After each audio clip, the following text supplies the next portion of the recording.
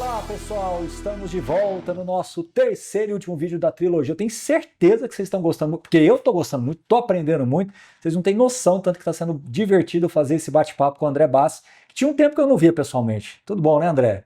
Muito legal estar te revendo, porque você tem um jeito de se comunicar que eu acho interessante, porque você traz uma calma, uma serenidade, mas ao mesmo tempo uma profundidade muito grande. Então eu acho que isso é um grande ativo que nós temos aqui hoje no nosso mercado de fundos imobiliários. E eu quero te fazer uma pergunta agora para a gente fechar a nossa trilogia, que inclusive o nosso querido amigo que está aqui, o Nagashima, Vitor Nagashima, você sabe que ele tem um quadro no nosso canal chamado Como Eu Fiz. E está sendo um sucesso. Primeiro porque realmente a ideia é muito boa, e segundo porque o Nagashima você está conhecendo aqui, o tanto que ele é simpático, agradável, é um cara muito do bem, né? E eu tenho certeza que as pessoas identificam isso. E a gente fala muito lá sobre viver de renda de fundos imobiliários, essas coisas todas. E eu quero falar exatamente sobre isso. Não só sobre o André, eu acho que, obviamente, é a primeira parte da pergunta, mas eu quero que depois você dê alguns conselhos para as pessoas. Mas vamos começar então primeiro pelo André. O André vive mesmo de renda de fundo imobiliário, o André ocupa a vida estudando, fazendo alguns trabalhos, mas com a segurança do fundo imobiliário, a liberdade que o fundo imobiliário te deu para você escolher os seus projetos, saber onde realmente você vai canalizar a sua energia. Fala um pouquinho dessa independência financeira, dessa liberdade financeira que os fundos imobiliários trouxeram para o André. Isso é importante falar, né? Independência geralmente significa liberdade. Cara, e é engraçado o pessoal falar, não, quando eu for livre, eu vou ficar em casa coçando o dia inteiro, né? Não fazendo nada, né? Ou como o pessoal do meu trabalho dizia, assim que eu aposentar da TI do banco, eu vou vender coco na praia. Era unanimidade, não tinha nem avaliação o plano. E era triste, viu? O pessoal aposentava, passava 2 meses, crachá azul, funcionário do banco, concursado 30 anos. 2 meses depois voltava como estagiário contratado terceirizado, crachazinho amarelo. Não aguentava ficar em casa, não aguentava o cônjuge, ou só de ficar parado, eu tava enlouquecendo, tava adoecendo. E o pessoal voltava a trabalhar. Cara, a liberdade é maravilhosa, mas a liberdade não é ociosidade necessariamente. É ok que talvez tem pessoas que queiram ser ociosas, mas a pessoa que trabalhou, é difícil ela parar de trabalhar.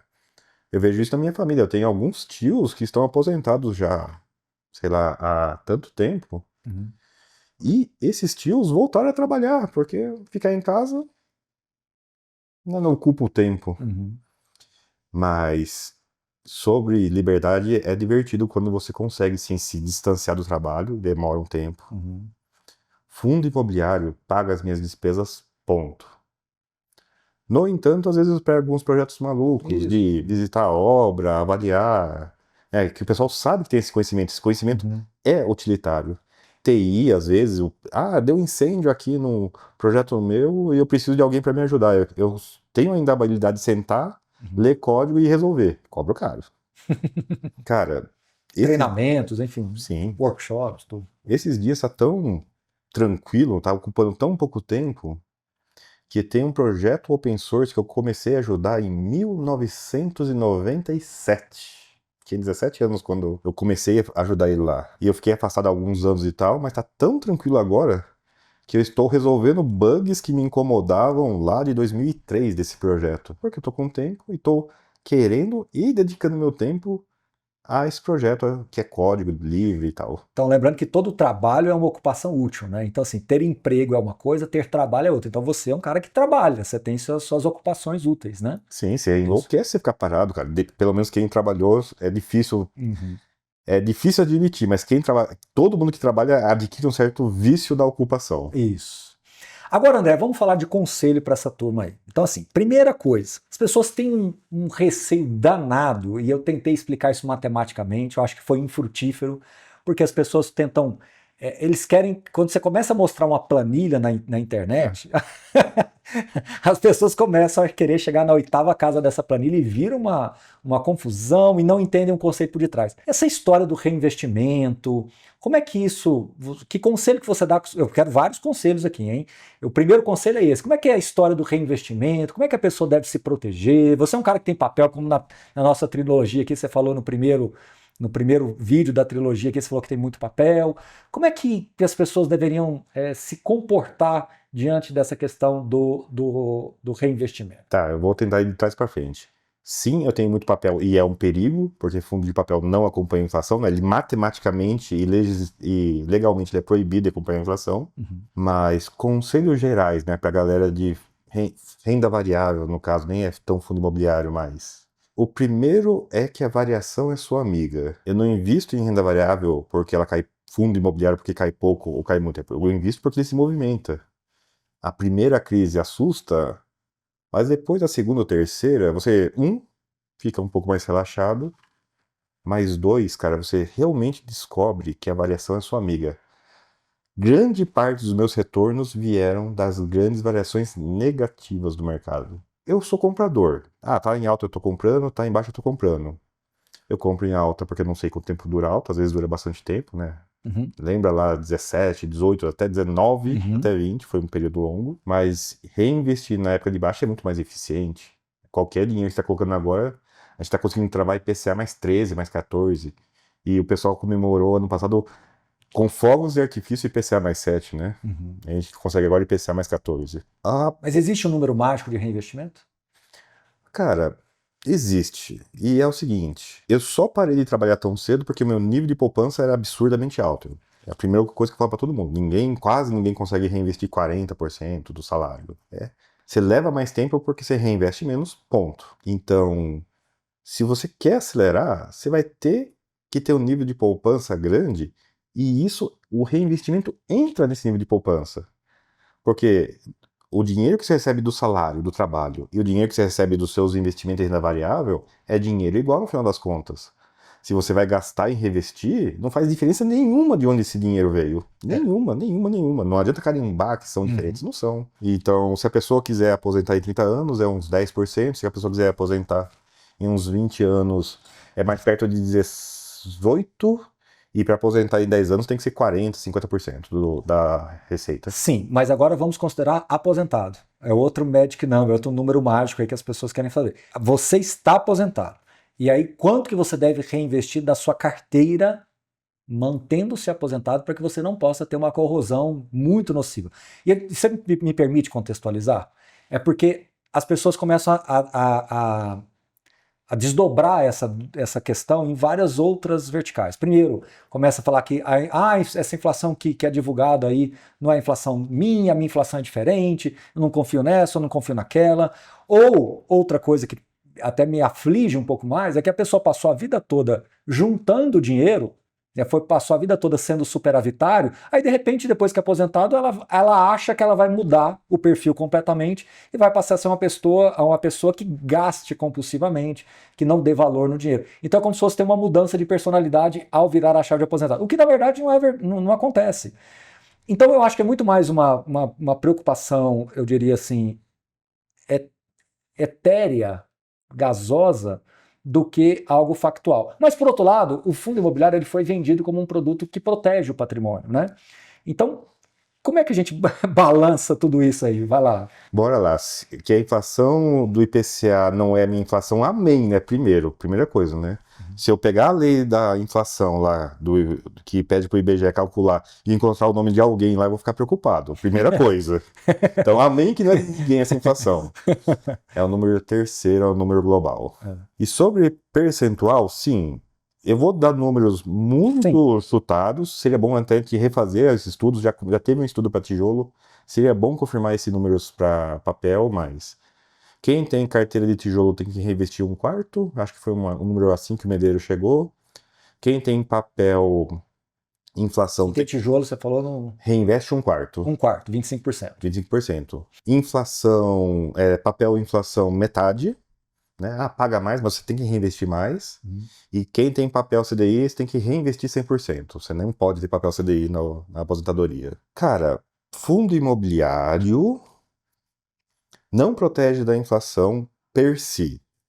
Imóveis, no geral... já não vou começar errado, vou começar certo. Cidades acompanham a inflação, imóveis não acompanham a inflação. Tem que tomar muito cuidado com essa afirmação. Esse prédio aqui, ele não acompanhou a inflação, nem para cima nem para baixo. Mas o bairro aqui, sim, foi mais acima da inflação. Assim como posso pegar um bairro que foi abaixo da inflação na cidade. Os imóveis não desaparecem para a inflação? É sim uma noção válida. mas são os imóveis medianos numa cidade mediana, não é o imóvel exatamente individual, porque sempre tem um contra-exemplo do imóvel que foi maravilhoso e contra-exemplo do imóvel que foi horroroso. Hoje é só um lixão. Então, fundo imobiliário diz que acompanha a inflação? Sim, vírgula. Nós já temos tempo de mercado suficiente para descobrir que fundos de tijolo, sim, tem uma chance de não só não desaparecer pela inflação, como aumentar o rendimento ao longo dos anos. Fundos de papel, proibidos matematicamente e legislativamente de fazer isso. Então não é todo fundo imobiliário que acompanha a inflação. Tem que tomar uns... Antigamente a gente poderia dizer isso porque o mercado era só tijolo. A gente não pode dizer isso mais agora nesse mercado que inclusive tem mais volume de papel do que tijolo. Tem que tomar muito cuidado com essa afirmação. A gente já fez alguns estudos, assim, o tijolo é mais ou menos nessa linha mesmo, pouco mais, pouco menos. O de papel depende do fator inflação também, porque dependendo da taxa do cupom médio, para você afirmar 50% é uma inflação média alta, que realmente é o histórico do Brasil, né? Então, o médio é de 6%, aí, né? Pouco mais, pouco menos, então dependendo do cupom do seu fundo. Então é difícil chegar, por isso que eu falo, não é um número cravado. Agora, por outro lado, agora do fundo CDI eu tenho uma certa discordância do que você disse. Eu acho que não é tão sistemático assim. Agora, o que eu acho às vezes, André, é que as pessoas, quando levam para outros produtos não fundo imobiliários, elas mistificam um pouco isso, né? Porque assim, e se você tiver um CDB ou uma poupança, você vai estar incorrendo no mesmo risco, até muito maior. Se você pegar uma ação de uma companhia, não necessariamente também ela vai ter essa linearidade toda. Eu acho que é porque se criou um produto muito perfeitinho, muito bonitinho. E quando foi ali 2017, 18, 19, que foi um momento de alta, isso foi vendido para o mercado e para as pessoas como se fosse algo muito reloginho, muito perfeitinho, muito bonitinho, e foram desconsideradas algumas questões. Depois veio a pandemia, eu não preciso continuar a história, então nós temos hoje uma massa crítica de investidores que não está tendo muita história legal para contar. E esse é o segundo conselho que eu queria te pedir, né, André? Muitas pessoas às vezes saindo, desistindo ou não querendo entrar e perdendo uma chance interessante de começar a se programar uma aposentadoria só porque a narrativa tá ruim, né? Cara, eu sempre me impressiono com isso. Eu evito andar com o pessoal que tá achando ruim, porque eu não tô achando ruim, eu tô achando maravilhoso esse negócio. Qualquer lugar que você joga dinheiro IPCA mais 14, nossa, que dificuldade de investir. Mas sim, eu entendo que o grosso das pessoas vai fazer marcação ao mercado, vai olhar pro número da corretora, se tá para cima do dinheiro que ele colocou, ele sorriso. Se o número tá para baixo, tristeza, né? Emoticon feliz, emoticon triste. Primeiro, para quem tá sentindo isso, eu vou dar um conselho só. Vai pro CDI e desiste de bolsa. Por quê? A pessoa está terceirizando a felicidade dela. Isso para mim é uma coisa absurda. Como assim? Olha, vou primeiro falar de como eu faço. Vou pegar um fundo para estudar, porque ele é novo e não conheço. Tem que ser um pouco antigo e tal. Desenho lá, pego a DRE várias vezes, digito e tal. Decido. Esse fundo, para mim, o preço que eu compro ele é R$80, só para dizer. Então, olha só a ordem das minhas coisas. Eu peguei um gráfico, desenhei a linha do 80 depois de estudar o fundo, e depois disso, ligo as cotações. O preço está muito acima do 80? Não faço nada. Eu até fico triste. O preço está abaixo do 80? É o preço que eu compro. Estou feliz. Rostinho feliz. Né? Eu queria comprar abaixo de 80, está abaixo de 80, comprei. Se ele se movimentar depois disso, não afeta a minha felicidade. O que eu queria fazer com esse fundo, eu comprei. Essa é a imagem minha. Do que eu acabei de reclamar agora. O cara pegou 10 mil reais, 100 mil reais, o valor que for. O cara pegou 10 mil. Pôs na corretora, comprou. Ação, fundo imobiliário, o que for. No dia seguinte, tá 10.100.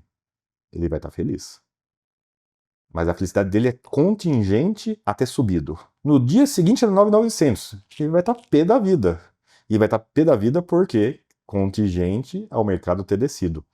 A felicidade ou tristeza dele é completamente... E outras pessoas que estão colocando o preço. Ou seja, a felicidade dele, agora eu entendi a terceirização. É terceirizado. O cara está voluntariamente terceirizando a felicidade ou tristeza dele para um mercado que é famoso ser chamado de andar do bêbado, ser praticamente aleatório, ser conhecido por ter euforias longas e depressões longas. Quão absurdo é a noção de você terceirizar sua felicidade por um negócio randômico e ainda com dados a manias para cima e para baixo. Para mim é absurdo isso. E por isso o conselho.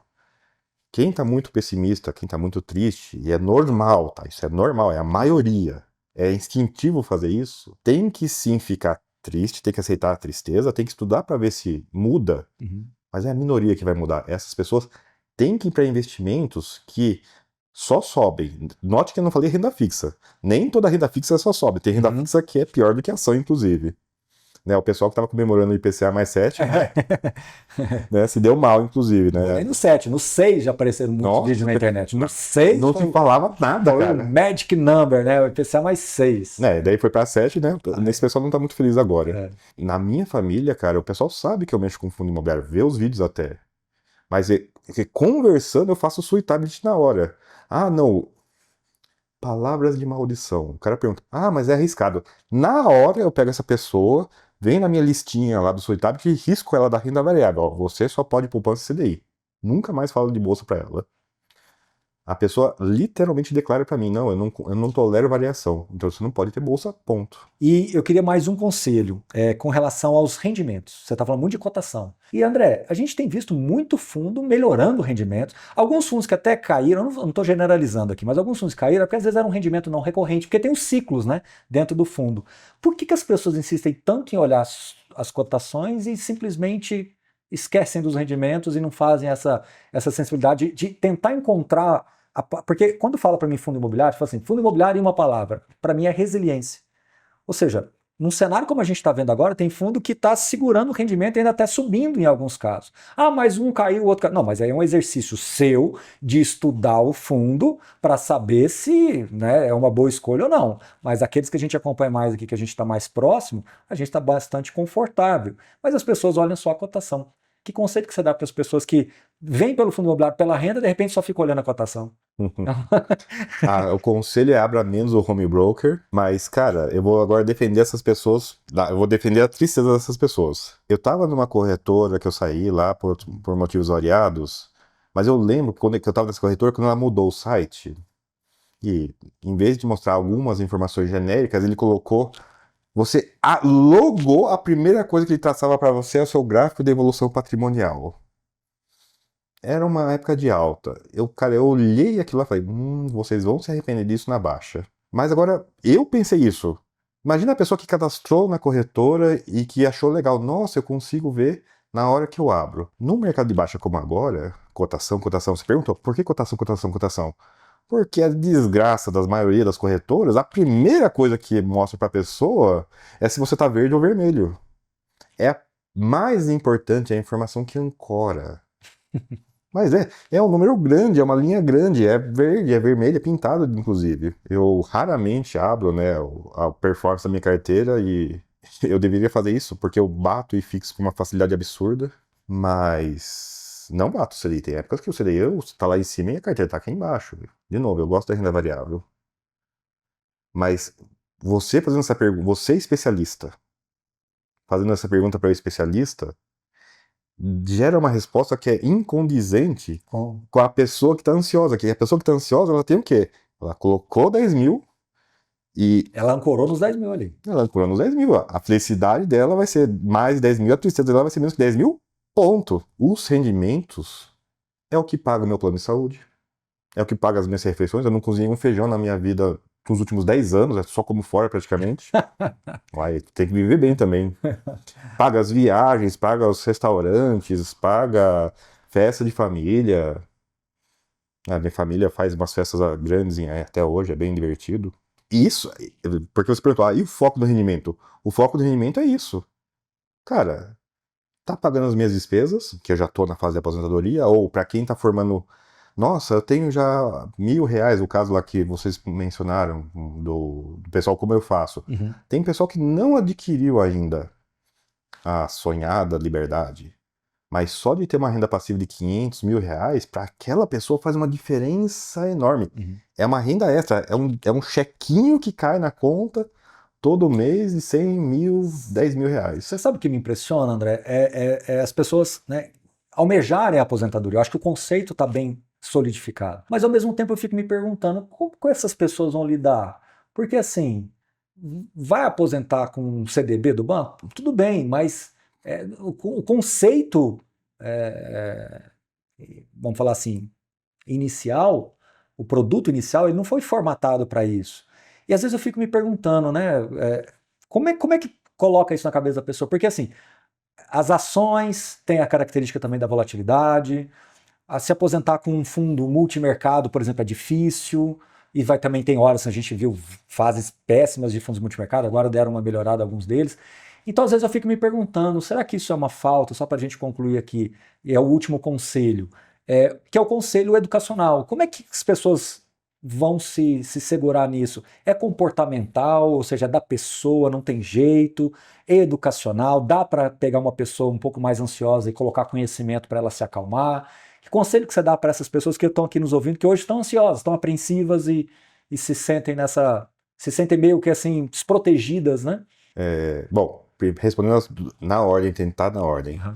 É comportamental, sim. É uma coisa que acho que o Buffett menciona, né? Tem pessoas em que ele explica uma coisa das ações e a pessoa fica cheia de dúvidas, e a pessoa do lado, ele repete exatamente as mesmas palavras e a pessoa acha aquilo incrivelmente intuitivo. Então tem grande variação nas pessoas, né? O livro The Way of Turtle, né, sobre fazer pessoas genéricas podem virar traders ou não, também mostra que tem um pouco disso, as pessoas são diferentes, ponto. E talvez para o lado educacional, para as pessoas que a educação alcança e não a intuição alcança, tem um livro chamado Ações no Longo Prazo. E eu tenho até uma história um pouco engraçada e triste com esse livro, que eu estava um pouco mais focado em aprender precificação de longo prazo, daí eu peguei o livro achando que era um livro de precificação. Daí eu li e desgostei do livro porque não é sobre precificação, é sobre ações no longo prazo. O título do livro é perfeito. E o quão absurdo é, e longo prazo, ele destaca prazos sobre-humanos, 200 anos, mas ele pega janelas de 30 anos também, que é a janela humana, e os resultados são absurdos nessas janelas de 30 anos, enfim. Talvez esteja faltando fundos imobiliários por longo prazo, alguma coisa assim. E nós não temos ainda esse longo prazo. Exato. Temos só 14, 15 anos de mercado com mais de 30 mil cotistas. Nem tem informação, acho que eu sou a única pessoa no Brasil que ainda tem anotado os dividendos de 14 anos, 15 anos atrás. Não tem sistema que tem essa informação. Então nem tem como fazer esse livro ainda. Mas voltando, a pessoa, ninguém nasce sabendo. Tudo tem que ser ensinado. Nós aprendemos, né? Ou por óbvio. Algumas pessoas serão intuitivas, algumas pessoas você vai alcançar pela educação, não são todas nem de um lado nem do outro. E a gente vai falar e repetir, nossa, depois da primeira crise, e a primeira crise da ansiedade, a segunda impressiona menos, a terceira impressiona menos. As pessoas em que intuitivamente a variação é sua amiga, nem tá triste, é para começo de conversa, mas uma pessoa que estava com um problema de NTNB, eu resolvi a preocupação dela usando o dividendo, inclusive. A pessoa via lá a NTNB subindo, tem que vender, não tem que vender, via a NTNB caindo, tem que comprar, tem que vender, aquela confusão de sempre. E a NTNB tem um rendimento semestral, né? Demora para você ver. Daí um dia eu tava meio enfesado com o cara lá, falei assim, puxa para mim nessas atas aqui o seu extrato e anota o rendimento. Eu já dei até as atas para ele ir direto, não dá ter trabalho. E daí, no dia seguinte, ele já... Problema resolvido. Nem precisou falar comigo, então o problema resolvido. Porque é o seguinte, que ele viu que os pagamentos semestrais da NTNB dele lá, era uma linha reta subindo. Uhum. E eu acho que a preocupação, salvação, para quem está preocupado, ela... Pro iniciante eu tenho uma solução, pro experiente eu não deveria ter essa preocupação, mas pro iniciante, eu acho que fazer isso pelos rendimentos resolve. Pega o gráfico dos rendimentos creditados na conta de 18 meses, 2 anos, se o cara tiver esse prazo. Ver o que aconteceu. E ver o que aconteceu. Porque quando o cara está aplicando, o rendimento é pequeno. Mas como o efeito da aplicação do dinheiro novo é tão grande, os dividendos, cara, é uma linha reta subindo. Daí o cara que se ancora, né, faz o status quo eterno, ele fala assim, É isso? Então é isso que eu quero. É isso que é É isso que bom? eu quero, né? É isso que eu quero, é isso que é bom. Ou seja, o conselho é esse, né? Se você veio pelo fundo imobiliário, principalmente pelo rendimento, foca no rendimento, faz a tabela sua do rendimento. Finge que o home broker está fechado, faz sua tabela de rendimentos. Eu acho ótimo, belíssimo conselho. Ô André, para a gente concluir, você tem um canal no YouTube, você tem 2 canais no YouTube, né? Como é que funciona aí? Fala para a turma, convida a turma aí. Obrigado. Um canal chama-se Investir Simples, Investir. Investir Simples, em que eu simplifico YouTube. mais ainda. YouTube / Investir Simples. E tem um para investidores avançados, que esse só vai ter vídeo de vez em quando, que é YouTube / Investidor Final. Podem se inscrever nos dois. E assim, cara, eu vou focar muito no iniciantes porque eu tô vendo que resolveu algumas coisas. Eu até brinco que faço esse material para eu não me repetir. Porque algumas coisas você realmente é mal do ofício. Nós sabemos disso, né, Nagashima? É mal do ofício, né? Mas ao contrário de vocês, eu não tenho esse problema. Eu não me repito mais. Eu fiz uma série de vídeos para quem quer começar, e praticamente peguei na mão. Pessoa, é aqui que você digita o código. É aqui que você pega. Se você tiver research, pega a lista research. Se você não tiver research, pega a lista lá do iFix. É aqui que você digita. Vou comprar uma cota. Aí então você abre o broker lá. Abro, opero na tela, assim. Mas quantidades ínfimas. Mas para mostrar para as pessoas que é valor pequeno. Para mostrar às pessoas que se você consegue digitar no Word, você consegue operar na bolsa. E coisas do tipo. E até já vou adiantar, a próxima sequência de vídeos é sobre CDI, como as pessoas normais investirem nos bancos a CDI, porque eu percebi que os bancos estão sacaneando toda a minha família, estão travando o dinheiro da minha família, o dinheiro principal, a frações do DI, está travando 3, 4 anos. Então, para minha surpresa, o próximo assunto do canal, pessoas normais, como vocês conseguem chegar perto do DI com D mais zero ou, né, sem a terminologia pesada, como consegue investir perto do DI sem travar o dinheiro? Porque nem isso as pessoas estão conseguindo. É básico, é muito básico, cara, que você tem que às vezes... @investidor simples e o @investidor final. Perfeito. Muito bem. Gostaram da trilogia? Eu gostei. André, não sei nem como te agradecer. Eu acho que superou 1000 vezes a minha expectativa. Eu aprendi para chuchu aqui. Sim, as respostas são inusitadas. Eu sei, eu tento não me repetir, insisto, né?